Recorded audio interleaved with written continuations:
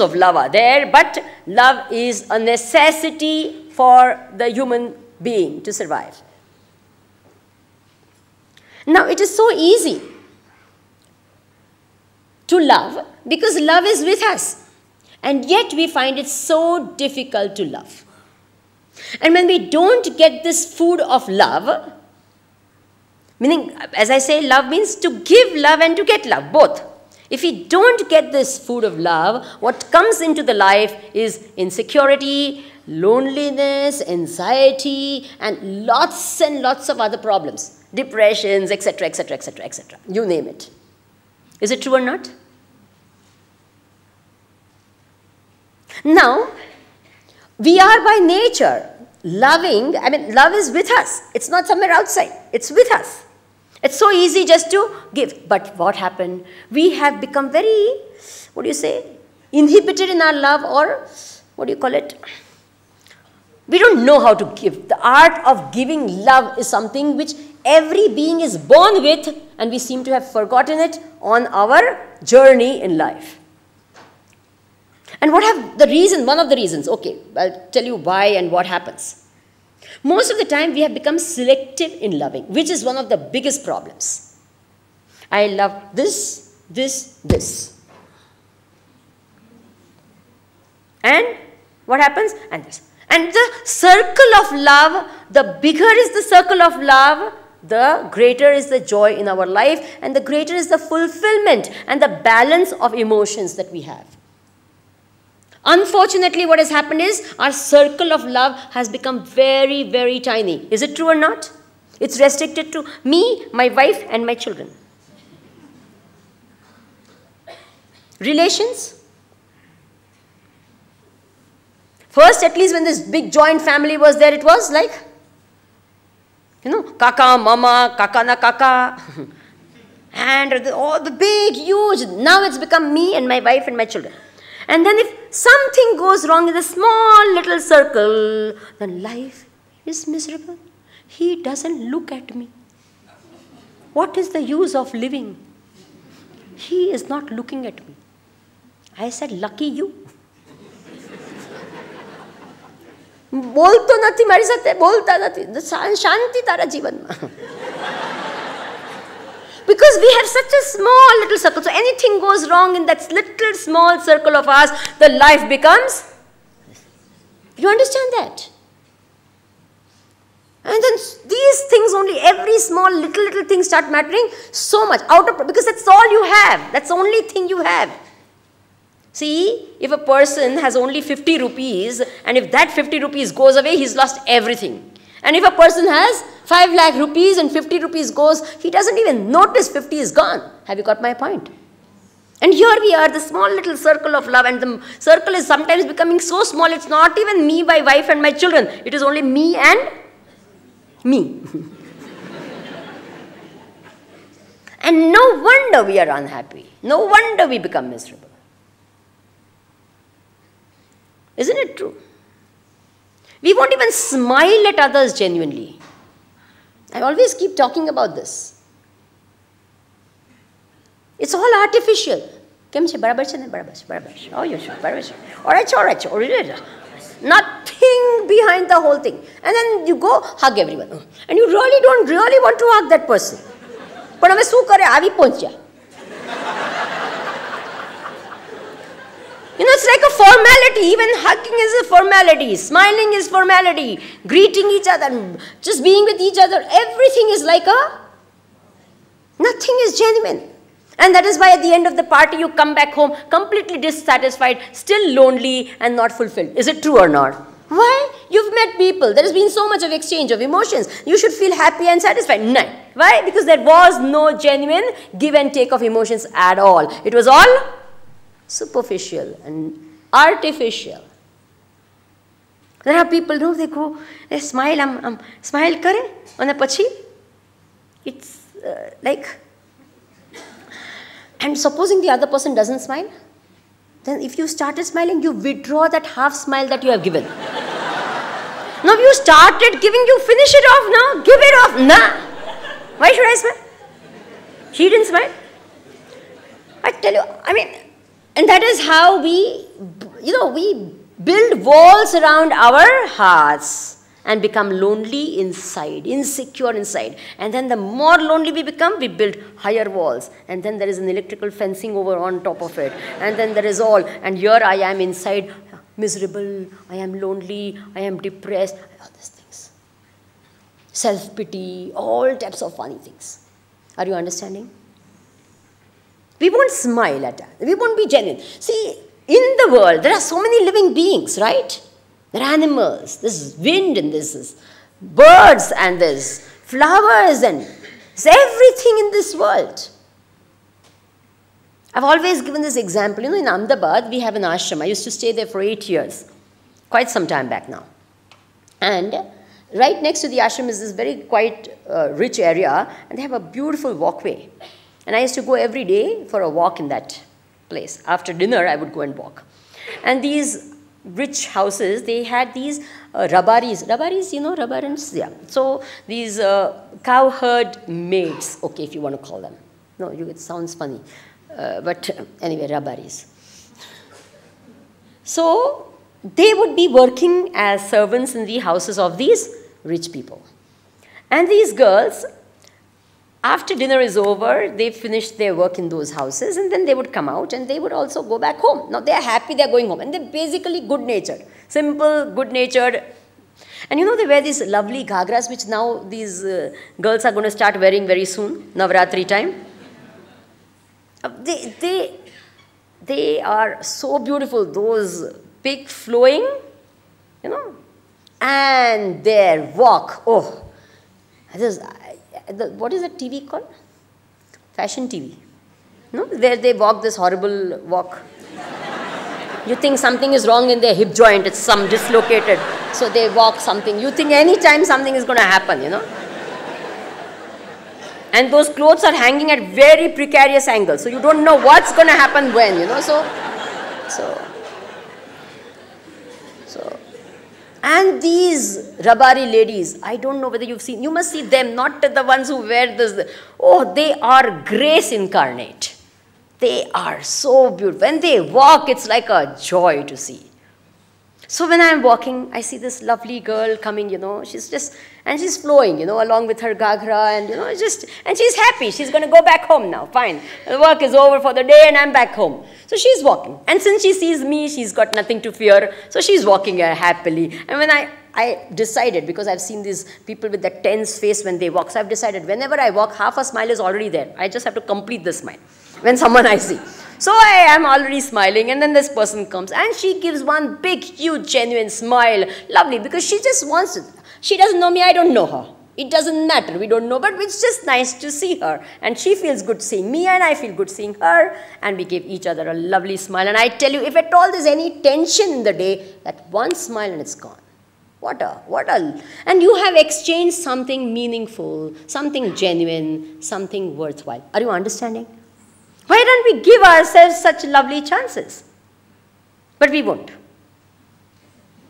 We go to a bazaar or something like that, also vary this, you know. Like the person behind the counter is as though it's like a machine instead of a human being. We don't interact with people, only with this 1, 2, 3 or few people whom we know, or that's the only, the rest of it is all.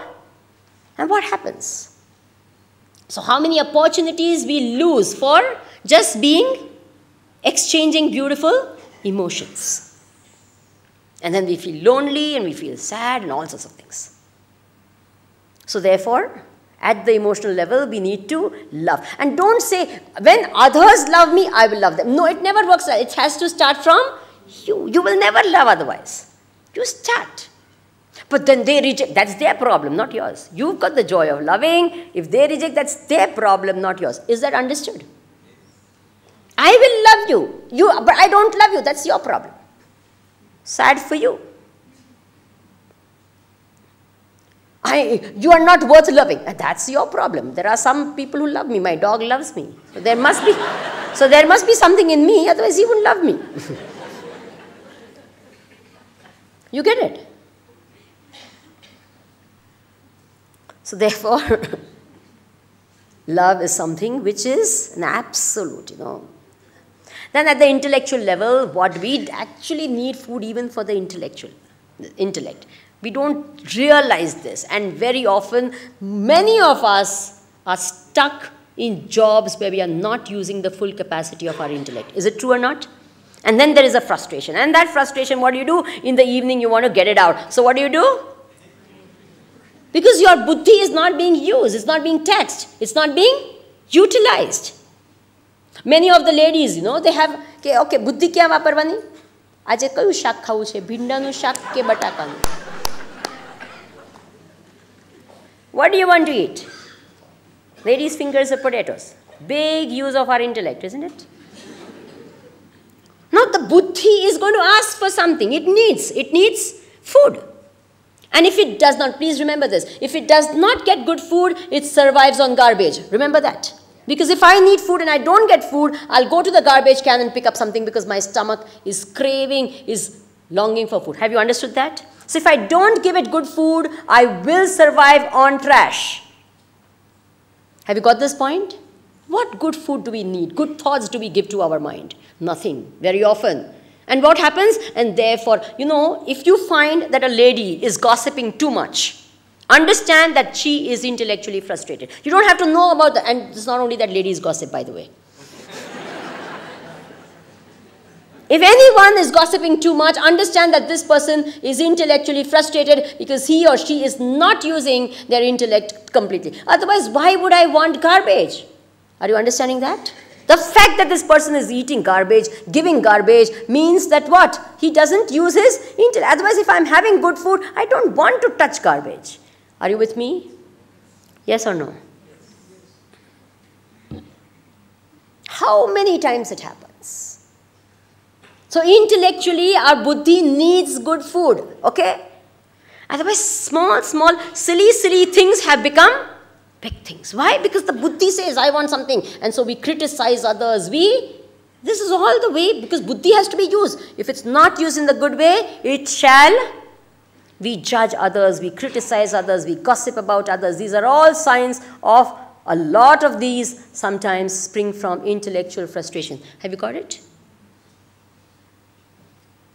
Fault finding. Because the buddhi's job is like that. It needs something. Then, okay, physically you are satisfied, emotionally you have things, intellectually also you have some good food, but at the end of the day, one asks the question, what am I living for? This question's come. What is the meaning to my life? What is this whole thing about? Why this creation? Who created? For what? At the end of the day, what have I achieved? Okay, I've got money, I've got name, I've got fame, I've got people who love me, I've got all my dear and near ones. Fine, so what? What is the meaning of my life? What can I say which is genuinely mine? I thought my son was mine, but the day the wife came, gone. That's why they say, no, a daughter is daughter. The son is a son till he gets his wife. But a daughter is a daughter all your life. Isn't it true? So Gaya. Paisa? No, isn't it true? So what is mine? Now when all these questions come in your mind, this is the spiritual need in you. And I tell you, every human being, every thinking person in this world will have these questions. Who am I? What is the goal of my life? Is there any meaning to life? What happens after death? All these questions will happen, will come to your life. And if they don't come, then you are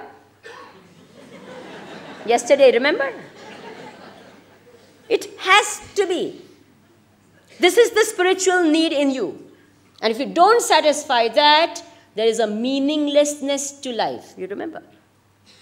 Then you get up in the morning, you don't know what exactly. You do it because you have to do it. It's a routine. Okay, I have to do that, I've got an appointment here. But there is no meaning at the end of the day. There's an emptiness at the end of the day in life.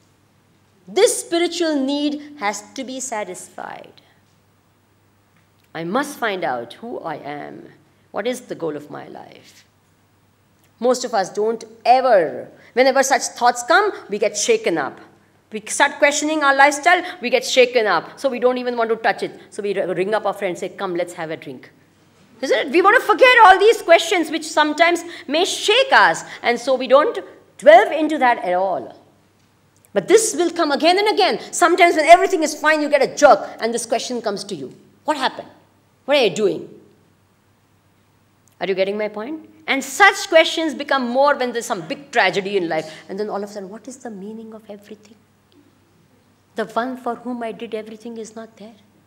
Now, what is the use? Is it true or not?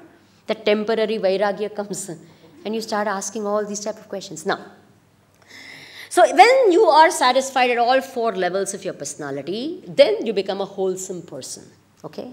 Now, if you have understood this, first of all, as parents, it's important for us to be wholesome. Many times, I tell you, if between a husband and wife, if their relation, of course, physical, emotional, intellectual, and spiritual, if it happens at all 4 levels, remember the bond becomes very, very strong. Very often, it's only physical, or sometimes physical and emotional. And at the emotional level also, very, very often, most of the time, we are exchanging unhealthy emotions rather than healthy emotions. Is it true or not? There, many times fighting happens because you can't stand each other, ignoring each other, and therefore better negative attention than no attention. Is it true or not? Bolo. How often it happens? And even at the emotional, so much of insecurity. Morning to night, they have to tell each other, I love you, I love you. Otherwise, they get insecure. Nowadays, a very strange thing. Have you ever, I'm talking about especially the Indians who are sitting over here, have you ever seen your grandfather and your grandmother telling each other, I love you? Come on, tell me. Yes or no? You may never have seen that. You mean to say they didn't love each other? They loved each other to distraction. But you never have, I love you, my darling, I love, nothing. You would never have seen them touch each other also. Is it true or not? Never, you would never. But doesn't mean their bond was so strong. This physical thing was not at all required. For them, it was the least of the whole thing. Their bond was so, so strong. And it sometimes happened that the thought came in the grandfather's mind and the grandmother would have done it. Is it true or not? Vice versa. You think of that love that they had. Amazing love. And they didn't have to keep on reinforcing it every day and then Valentine card and that card and this card and that. Silly thing. There was no such thing as Valentine Day at all. Never. I remember one man who told me this. He went to America to his cousins. He was an Indian. He went there and his brother was staying over there. So he'd married an American wife. So fine, nothing wrong. So in the morning they were sitting at breakfast table and then this brother is telling his wife, I love you, darling. Okay, fine. Then when they both go for work, so when they go for work, I love you, darling, I love you. Okay. When they come back home, I love you, darling, I love you. Okay, fine. But dinner time, I love you, darling. But when they're going to retiring for bed, I love you, darling. For 2-3 days, this brother who was from India, he kept seeing this. Then after all, they've grown up together. Then he says, "Yaar, kya kar raha hai tu? What is this every day, morning to night, I love you, darling, I love you, darling. What is this?" He's saying, बोलना पड़ता है. नहीं बोलेगा ना तो दूसरे के साथ चले जाएगी.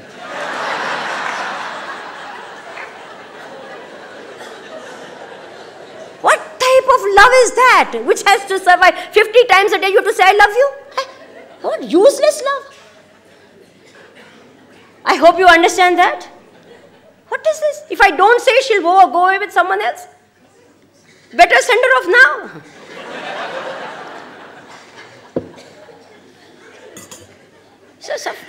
How superficial is love? How? Because it survives on such a... Are you understanding that?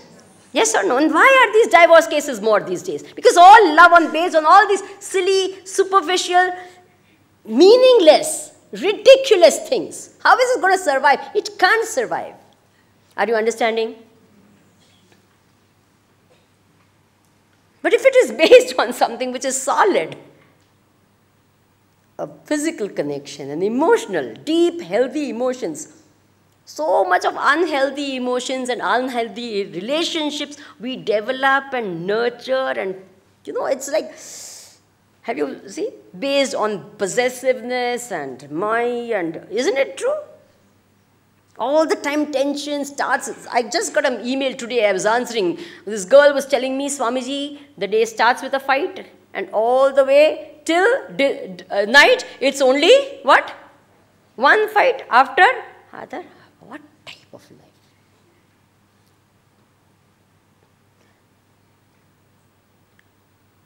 So therefore, this bond, if the parents can have this sort of, and the children just have to see, they don't have, remember, as far as children are concerned, they catch values. They don't have to be taught values. Will you remember that? They're seeing you 24 hours. We go on to parenting. First, we understand how we should be, and then we understand how we should be with our kids. We'll go into the topic of parenting. Okay. Now, in the Hindu scriptures, there's a beautiful verse which gives us a very fantastic guidelines on parenting. It says that till 2.5 years, that was said 2.5 years that time. Now we have to make it into, it was said 4 years at that time, or 6 years at that time, but now we'll have to make it 2.5 years, because that's when they start going to schools. Yeah? They start going to that nursery school and play schools, etc., by 2.5 years. So, okay, fine. So till that time, 2.5 years right now, the main way in which you raise your children is lalayet. The Sanskrit word is lalayet, means what? Pamper, indulge, just love. There's no discipline at all required, not necessary. Just love, love and love and love. That's the only language you use. I want this, okay. I don't want to do this, okay. And then you just have to, that love must be so much a part of their life that they are just nourished and flourishing under the love of the parents and the family and everyone else. That is the way. Lalayet. Then from 2.5 years to 17 years, if I have to put it, till they, what is that? They go to university. Okay, put it that way. Is what? Tadayet. Now the word sounds very harsh because its literal meaning is beat, but it doesn't mean tadayet at all. It means discipline. Will you remember that? What is it? Discipline. Tadayet means discipline. And what happens? It's not that the love should not be there, but discipline should be. I always give the example of a potter. When the potter is making a pot, what happens? He molds the pot. And when he molds the pot, after it's come to a certain shape, he puts one hand inside because he has to expand the pot. It has to become a bigger, nice pot. So he puts his hand inside, and there's another hand outside. If he just puts both his hands inside and start expanding the pot, what will happen? It will break out. And if he puts both his hands outside and starts molding the pot, it will break in. So what does he do? He has one hand inside which supports, and it starts expanding. The other hand which controls the expansion, and he makes this beautiful pot, and it's used by everyone. Have you understood that? Similarly, the parents. What are they supposed to do? And when I say parents, I also mean the teachers. Equal responsibility to the teachers who are in the schools. And the parents and the teachers, their role is what? They have to have two hands. One is the hand of love, which is inside, which helps the child to expand. And the other is the hand of discipline, which helps the child to, what? Control his thoughts. If this is not there, if only the hand inside or the hand outside, they break. And this is exactly what is happening. In schools and colleges, there are only, not colleges, it's colleges now. In schools, only there is a hand of discipline, and at home, only the hand of love. So they break at home and break in school. Is it true or not? At home, what happens? Pashi par, baby, su khavu chhe. Nathi khavu? Acha, jawad. Khali pasta j khava 24 kalak. Ah, pasta. Is it true or not? Funny. All of you, especially the ones with Indian origin, when you were kids, and I'm talking about the ones who were above the age of 40, not below the age of 40. Above the age of 40, when you were kids, did you dare to waste food? Bolo hai. Did you say, was special food made for you when you were kids? Okay, you don't like this, so this was made? Yes or no? Was that good or was that bad? All of you say good, but what do you do with your at home? Bolo, what do you do? The child says, "Mane na nahi જોઈએ, મને ભીંડા નથી ભાવતા." Okay, તારે માટે બટાકા. Isn't it true? And the child eats and then he doesn't like this. So, I don't want to eat, I don't like this. Then what does the mummy daddy say? Okay, chhodi do. Rava diyo, kadi diyo. Is it true or not? Leave it. Take it out. Throw it away. Now, this child who has learned from the sea, for them, food is a very important thing. For them, these basic things are the important thing which is making their entire character. Remember that. The attitudes are being formed. It's not the food that's important. It's the attitudes that are being formed by all these little things that they are doing. Their entire character, they say, by the age of 7 years, most of the character of a person is already formed. After that, only few little changes here and there can happen. Now what happens? The child is there at that age and says, I don't